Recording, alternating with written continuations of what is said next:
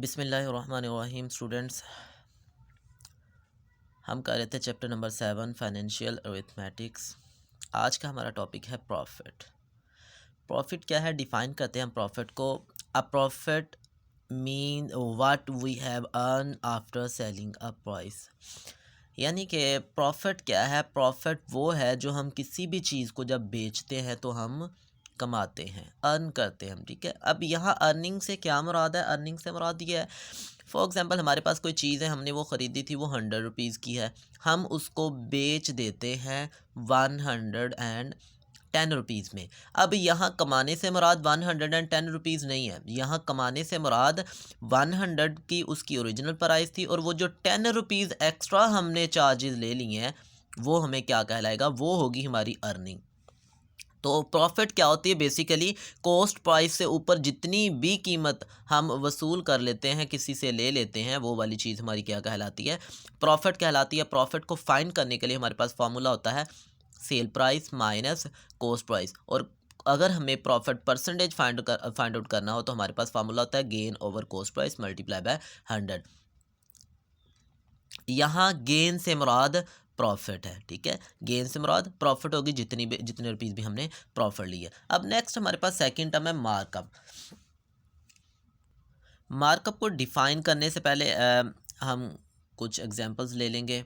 जैसे for example हमने देखा हमारे पास बैंक्स होते हैं, तो बैंक क्या करते हैं? लोगों को लोन पे करते हैं, ठीक है, कर्ज़ा देते हैं, लेकिन जब वो वापस लेते हैं तो जितने पैसे दिए गए होते हैं उतने पैसे उनसे वापस नहीं लिए जाते, उनसे कुछ एक्स्ट्रा चार्जेस भी लिए जाते हैं। वो जो एक्स्ट्रा चार्जेस होते हैं उनको हम क्या कहते हैं?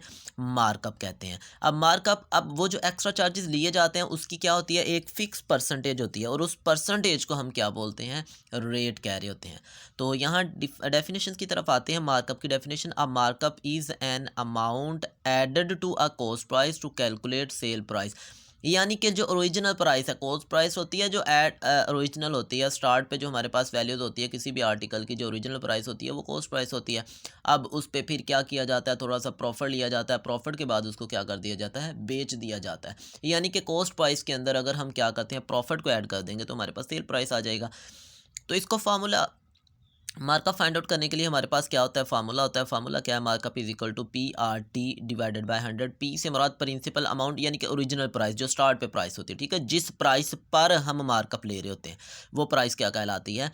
प्रिंसिपल अमाउंट कहलाती है। Number 2 R rate. अब एक ख़ास परसेंटेज होती है जो ली जाती है। जैसे फॉर एग्जांपल अगर परसेंटेज फिक्स की जाए कि 10% हमने लेना है मार्कअप, तो इसका मतलब ये होगा अगर 100 रुपीज़ प्रिंसिपल अमाउंट होगी तो उस पर जो मार्कअप होना है वो हमारा क्या हो जाएगा?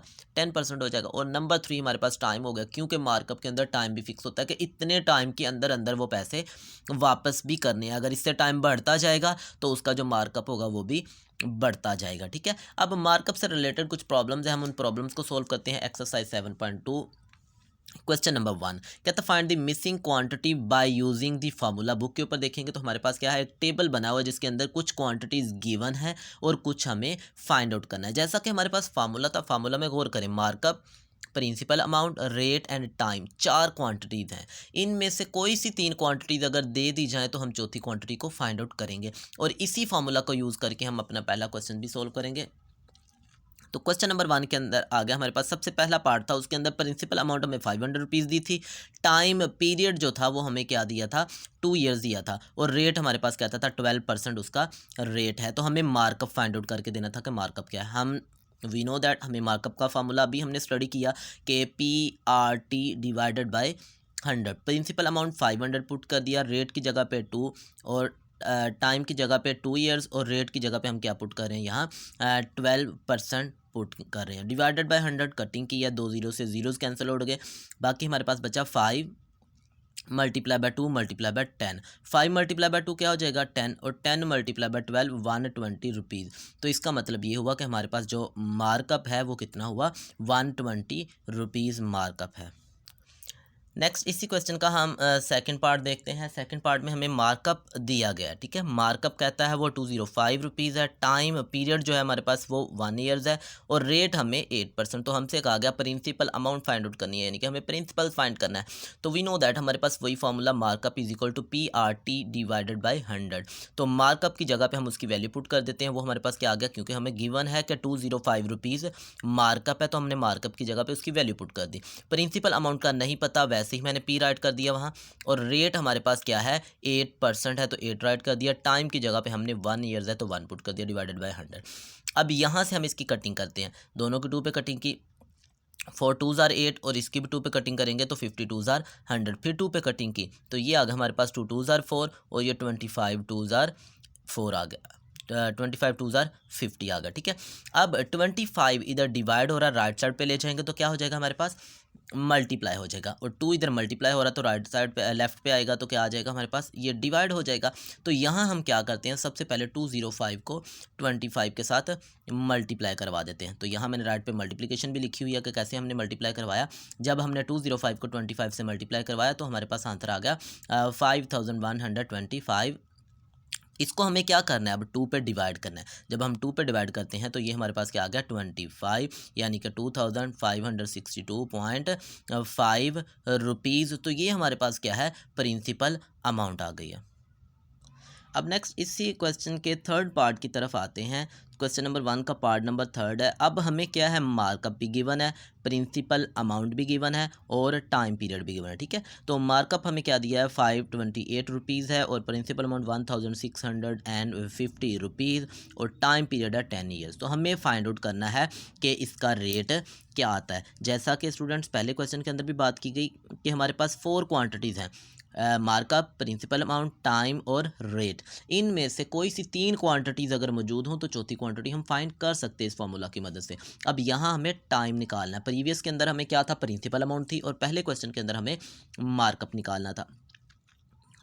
तो यहाँ हम क्या करते हैं, पुटिंग कर देते हैं। मार्कअप की जगह पे उसकी वैल्यू पुट कर दी, प्रिंसिपल अमाउंट की जगह पे उसकी वैल्यू और रेट की जगह पे उसकी वैल्यू। बल्कि रेट हमें फाइंड आउट करना है तो आर वैसे ही पुट कर दिया और टाइम की जगह पे हमने क्या लिख दिया यहाँ 10 डिवाइडेड बाई 100। यहाँ कटिंग कर देते हैं, दोनों जीरोज नीचे वाले दोनों जीरो से कैंसिल हो जाएंगे।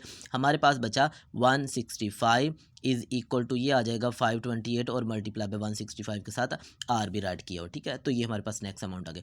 अब 165 इधर मल्टीप्लाई हो रहा है, लेफ्ट पे ले आएंगे तो डिवाइड हो जाएगा। अब इसकी कटिंग करते हैं स्टूडेंट। तो हमने 3 पे कटिंग की सबसे पहले, 5 3 ज़ार 15, फिर बाकी बच गया 116 और 15, 5 3 ज़ार 15। 3 पे कटिंग, न्यूमरेटर को भी हम क्या करते हैं 3 पे कटिंग कर देते हैं। 3 1 ज़ार 3, बाकी बचा 2 22, 3 7 ज़ार 21, 1 कैरी और 18, 3 6 आर 18। अब फिर फर्दर देखिए 11 पे कटिंग हो रही है। अब 11 5 ज़ार 55।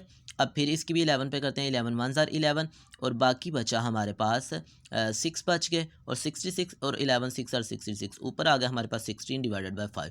जब 16 को 5 पे डिवाइड करते हैं तो हमारे पास क्या आ जाता है आंसर 3.2, क्योंकि ये हमें रेट फाइंड आउट करना था और रेट के साथ हम क्या लिखते हैं फार्मूला के अंदर, परसेंट लिख रहे होते हैं। तो ये हमारे पास क्या आ गया 3.2%। तो ये हमारे पास क्या आ गया, रेट फाइंड आउट कर लिया हमने। स्टूडेंट नेक्स्ट हमारे पास है क्वेश्चन नंबर 2। क्वेश्चन नंबर 2 में कहता है Adnan bought 96 eggs at the rate of 40 per dozen eggs and sold at the rate of 4 rupees per eggs, find the percentage profit if 3 eggs were return. क्या कहता है, अदनान के पास 96 eggs हैं जो उसने ख़रीदे हैं और ख़रीदे कैसे हैं कि 40 रुपीज़ में 12 एग्स ख़रीदे हैं, यानी कि 12 एग्स, 1 डजन का मतलब क्या होगा, 12 एग्स की जो प्राइस है वो ₹40 है और वो बेच देता है हर अंडे को, हर एग जो है वो सेल करता है eight the rate of 4 rupees पर एग। तो हमें फाइंड करना है परसेंटेज प्रॉफिट, यानी कि उसे प्रॉफिट होती होगी। अब यहाँ से देखिए कंडीशन में वो कहता है इफ़ 3 एग्स वर रोटन, 3 अंडे जो हैं वो ख़राब हो गए हुए हैं उसके, ठीक है। अब हमें क्या करना है, सबसे पहले देखिए प्रॉफिट निकालने के लिए जैसा कि फार्मूला में बताया था, profit is equal to sale price minus cost price. तो इसका मतलब हमें 2 चीज़ें निकालनी है। कॉस्ट प्राइस भी हमें फाइंड आउट करना है और उसकी सेल प्राइस भी फाइंड आउट करना है। तो सबसे पहले देखें कॉस्ट प्राइस ऑफ 12 एग्स हमें बताया गया है पर डजन का मतलब है 40 जो 12 एग्स हैं उनकी कॉस्ट प्राइस क्या होगी 40 रुपीज़ है। तो मैंने लिखा 40, हमें 1 एग की निकाल लेनी है कॉस्ट प्राइस ऑफ 1 एग्स। अब देखें 40 की अगर 12 एग्स की अगर ये है तो अगर एक की निकालनी है तो हम क्या करते हैं उसको 12 पे डिवाइड कर देते हैं। तो यहाँ मैंने क्या किया सिंपली 40/12 उसको डिवाइड कर दिया। ठीक है, अब जब एक एग की वैल्यू आ गई है तो हमें निकालनी 96 क्योंकि उसने कितने बॉट किए हैं वो 96 एग्स है जो उसने ख़रीदे हैं। तो हम क्या करते हैं 96 से मल्टीप्लाई करवा देंगे दोनों तरफ, तो ये आ जाएगी कॉस्ट प्राइस ऑफ 96 एग्स। तो यहाँ हम सिंप्लीफाई करते हैं 12 को 2 पे कटिंग की 6 2 12, फिर 2 पे कटिंग की 48 आ गया, फिर हमने 2 पे कटिंग की तो 3 आ गया, फिर 2 पे कटिंग की तो 24 आ गया। 3 1 3 3 4 28 तो 24। तो ये हमारे पास बाकी क्या बचा 40 मल्टीप्लाई बाय 8, 40 मल्टीप्लाई बाय 8 तो ये हमने मल्टीप्लाई किया तो 320 रुपीज़ कॉस्ट प्राइस आ गई। कितने एग्स की कॉस्ट प्राइस है ये 96 एग्स की कॉस्ट प्राइस है। अब हमें सेल प्राइस भी फाइंड आउट करना है, जबकि हमें एक एग की सेल प्राइस गिवन है। एक एग की उसने खुद ही बता दी, कहता है सेल प्राइस ऑफ 1 एग वो है ₹40। अब सेल प्राइस ऑफ 96 क्योंकि टोटल एग्स थे 96 लेकिन उसने कितने सेल किए हैं 93। 3 एग्स वर रोटन का मतलब 3 अंडे ख़राब हो गए, वो तो नहीं बेचे उसने, फिर जो बेचे हैं वो है हमारे पास 93 एग्स। तो 93 एग्स की हमें सेल प्राइस निकालनी है तो 93 से मल्टीप्लाई कर देंगे तो ये आ गया 372 रुपीज़। ये हमारे पास है सेल प्राइस आ गई। अब हम क्या करते हैं प्रॉफिट फाइंड आउट करते हैं। तो प्रॉफिट होती है profit is equal to sale price minus cost price. तो सेल प्राइस ही हमारे पास 372 माइनस 320 रुपीज़, इसको हमने माइनस किया तो 52 रुपीज़ हमारे पास क्या आ गई प्रॉफिट आ गई। प्रॉफिट परसेंटेज का जो फॉर्मूला हमने पढ़ा था वो था profit percentage is equal to gain over cost price multiply by 100, और मैंने तब भी बताया कि गेन से मुराद प्रॉफिट है। तो यहाँ क्योंकि मैंने प्रॉफिट फाइंड आउट किया तो मैं यहाँ लिख रहा हूँ profit over cost price multiply by 100%। तो यहाँ प्रॉफिट की वैल्यू लिखते हैं वो 52 रुपीज़ डिवाइडेड बाय 320 जो कॉस्ट प्राइस हमने फाइंड आउट की थी। ठीक है, जैसा कि हमने कॉस्ट प्राइस फाइंड आउट की थी, ये हमारे पास कॉस्ट प्राइस है। ठीक है, कॉस्ट प्राइस और मल्टीप्लाई बाय क्या आ जाएगा 100। इसको सिंप्लीफाई करते हैं, हमने 2 पे कटिंग कर ली, 2 1 2 6 2 12 और ये 0 से 0 कैंसिल हो गया, ऊपर बच गया हमारे पास 26। जब 2 पे कटिंग की है 26 मल्टीप्लाई बाय 10 डिवाइडेड बाय 16। फिर फर्दर हम कटिंग कर लेते हैं, जब मज़ीद हमने कटिंग की तो 2 पे कटिंग होने के बाद ये नीचे आ गया 8 2 16 और 13 2 26 मल्टीप्लाई बाय 10। तो 10 मल्टीप्लाई बाय 13 130 डिवाइडेड बाय 130 को जब हम 8 पे डिवाइड करते हैं तो ये आ जाएगा 16.25%। क्योंकि प्रॉफिट परसेंटेज थी तो फार्मूला के अंदर ये वाला साइन लिखा और राइट पे हम लास्ट पे जाके आंसर्स के साथ भी यही लिख देंगे। क्वेश्चन था find the percentage profit, profit percentage find out करना थी तो हमने प्रॉफिट परसेंटेज जो निकाली है वो हमारे पास आ गई 16.25%।